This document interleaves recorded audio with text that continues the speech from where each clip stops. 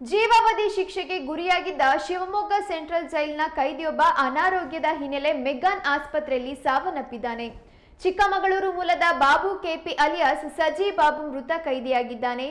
ಮಧುಮೇಹ ಮತ್ತು ಹೃದಯ ಸಂಬಂಧಿ ಕಾಯಿಲೆಯಿಂದ ಬಳಲುತ್ತಿದ್ದ ಬಾಬುವನ್ನ ನವೆಂಬರ್ 10ರಂದು ಬೆಳಗ್ಗೆ 5 ಗಂಟೆಗೆ ಮೆಗ್ಗಾನ್ ಆಸ್ಪತ್ರೆಗೆ ಸೇರಿಸಲಾಗಿತ್ತು.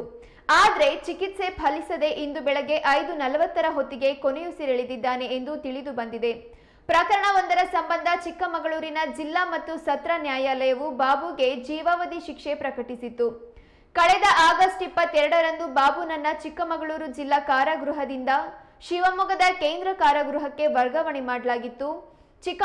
ಚಿಕ್ಕಮಗಳೂರು ಕಾರಾಗೃಹದಲ್ಲಿ ಇದ್ದಾಗಲೇ ಬಾಬು ಎಂಜಿಯೋಪ್ಲಾಸ್ಟಿ ಶಸ್ತ್ರಚಿಕಿತ್ಸೆಗೆ ಒಳಗಾಗಿದ್ದ ಎಂದು ತಿಳಿದು ಬಂದಿದೆ.